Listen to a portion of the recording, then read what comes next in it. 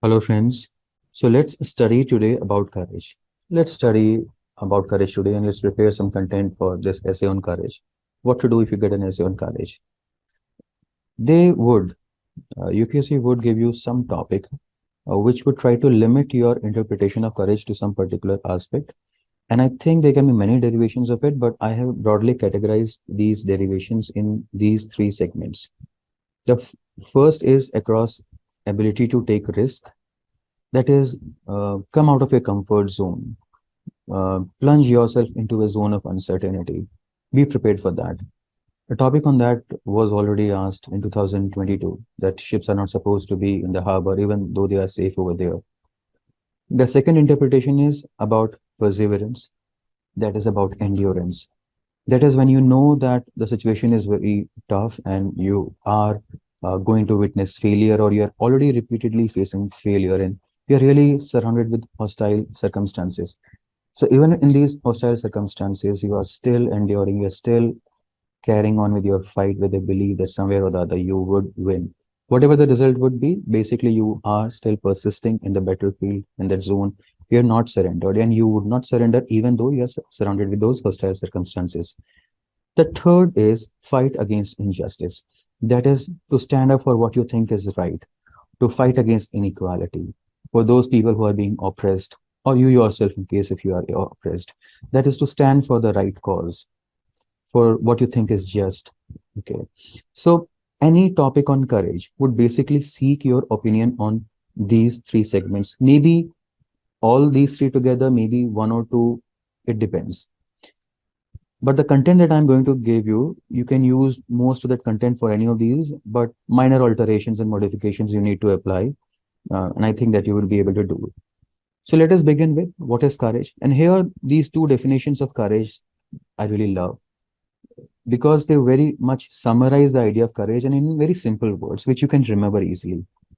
Courage is not the absence of fear, but triumph over it. Very simple idea.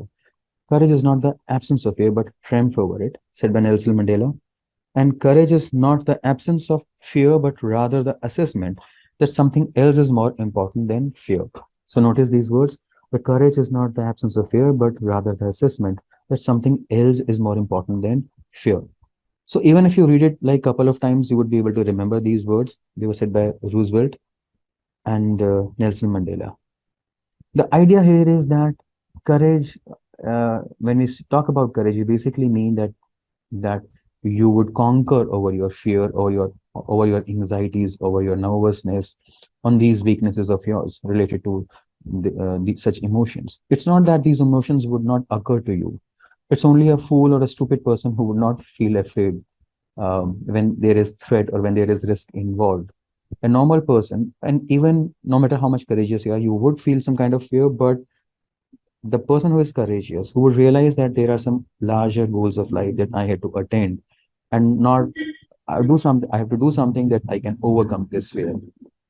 Now, another important point about courage is that, which I really love, is this point that in absence of courage, all other virtues become meaningless. So no matter how much risk taking you are, no matter how much ambitious you are, no matter how much you want to travel to different zones, both in a metaphorical language and in a literal language, or no matter how much you want to fight against injustice in this world, but if you do not have courage, you would not be able to realize those things in terms of concrete actions. So for you to actually get into action mode, for you to fulfill those desires and those ambitions and those things which you consider as right, you really need to have courage in you. No matter how much wise you are, no matter how much wisdom you have, you may be a great philosopher, you may have a lot of insight, but what point is there of having those insights and that wisdom if you can't put those wisdom into action because of fear of something? So no matter how much wise or visionary you are, in absence of fear, you will not be able to do basically fight against injustice, and you won't be able to leap forward, as it is written over here, to achieve your dreams and goals. Now let us talk about some examples of courage, and especially examples which are from daily life.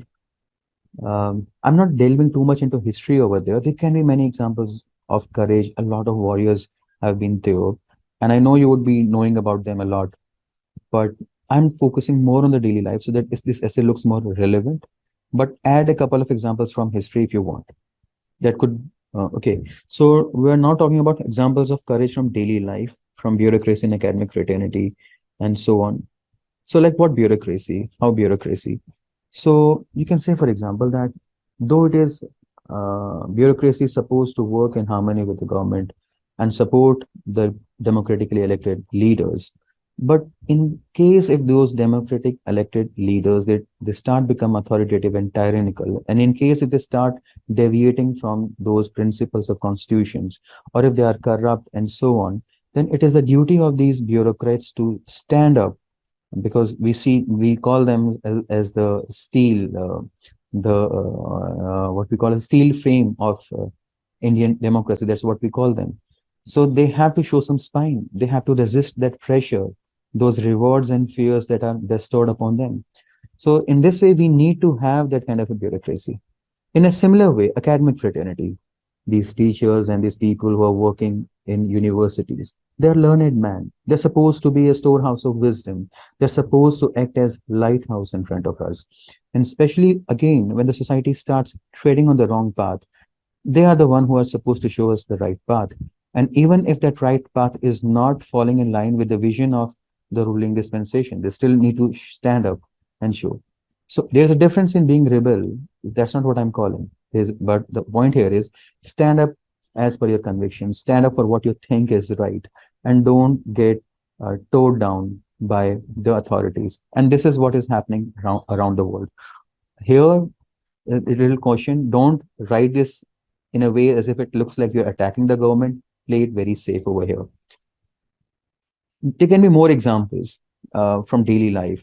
One example is like if you're sitting in a coffee shop, or if you're sitting in a corporate house, and there you see some people, especially your own team members or your friends, making some jokes, uh, and especially jokes which have some racism uh, in them against, for example, Northeast people. They're calling Northeast people chinky, or suppose they are making some sexist jokes against women. Then, as a courageous person, you need to stand up to say very emphatically that this joke is not a joke, it's actually a slur full of racism and sexism. So that's the place also where we can show courage. Courage is not something which we show only in the battlefields or in sports and playgrounds. Courage is something which we can display even as common men in our daily lives. Similarly, if we talk about family, families are supposed to provide a safe environment, a zone where individuals can grow, uh, the, a place where they feel comfort. But sometimes, in some families, we see that some individuals become predators. There are instances of sexual abuse or domestic violence.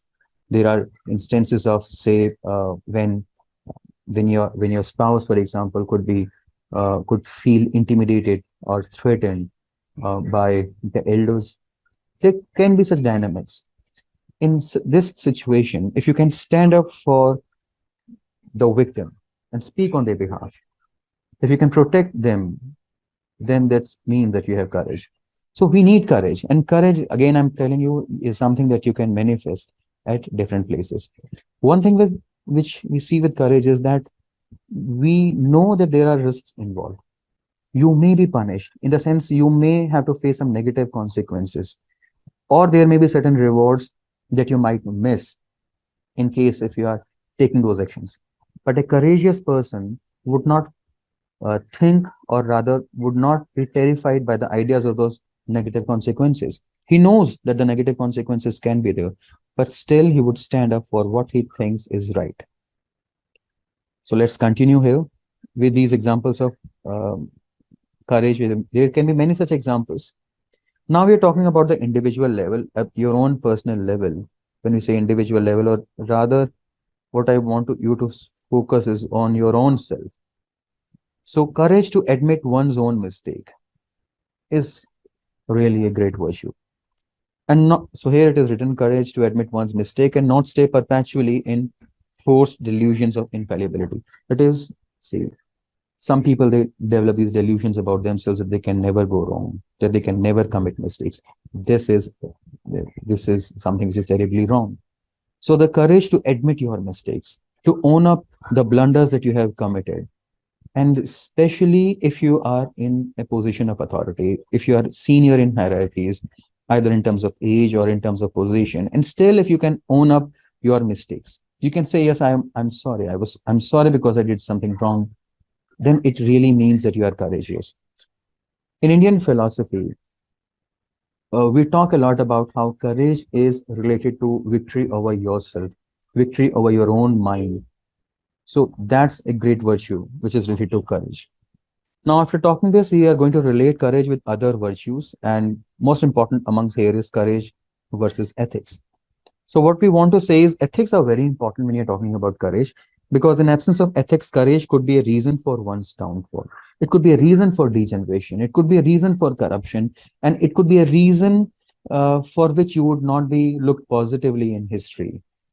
You could lead great damage to the society. So examples over here from our philosophical texts are those of Kern and Meghnad, whom I have quoted. Kern was courageous, no doubt about it. He was immensely courageous. When Indra came to him asking for his shields, Kavach and Kundal, he knew that if he gave those things, then he would face immense threat and he won't be able to secure his life. But still, he stayed committed to that. In some ways, he was really very courageous, and in some ways, he was ethical also. But the moment when he uh, takes the wrong stand as far as the case of Draupadi is concerned, or when he sided with Duryodhan and did not correct Duryodhan's stance towards Draupadi and others, at that point of time, he was treading towards the wrong path.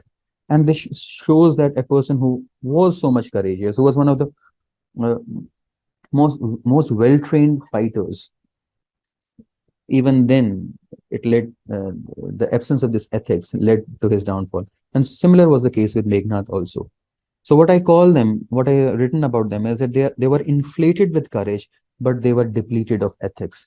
They were inflated with courage. They had a lot of courage, but they were depleted of ethics. So when if ethics were not there, then it led to their degeneration and downfall.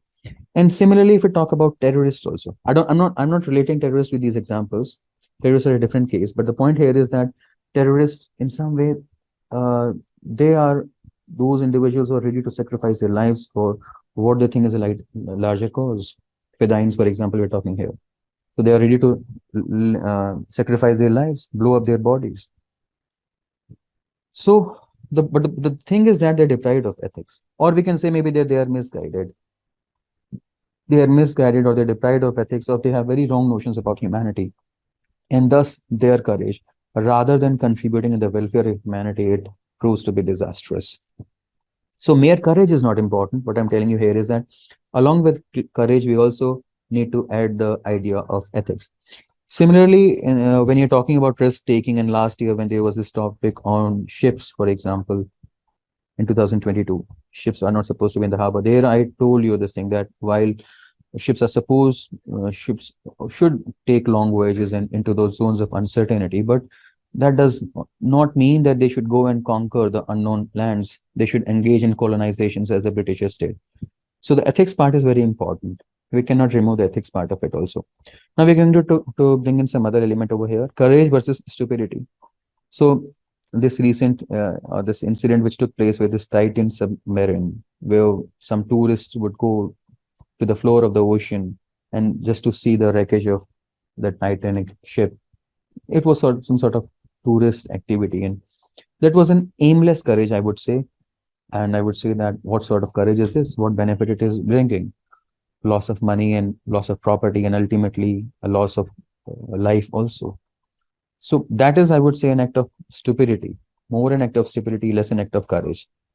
But again, there can be counterpoint of that also, because some can say that this is a human spirit where humans feel motivated to go and see the unknown zones, explore them, like somewhat Columbus also did it, somewhat Vasco da Gama also did it. They went on to explore new lands, and that possibly gave new momentum to human civilization. It brought progress also. That is debatable. You can look at it both ways. Don't discuss that other way. I'm just giving sharing that thought. Uh, Now, other is courage and pragmatism. So, what I want to say here is that avoid stupidities. Like in 1960s and 70s, Pakistan, they cultivated illusions that they are a superior race, that they are a martial race, and then one soldier of Pakistan is equivalent to 10 soldiers of India, and so on. These kind of fake illusions they started developing amongst themselves. And then they thought that they could defeat a country much bigger than them in size and military strength. And then those misadventures they costed them heavily. So that is wrong. It is important to be courageous, but it's also important to have certain pragmatism in you to assess your weakness and your strengths as much accurately as you can.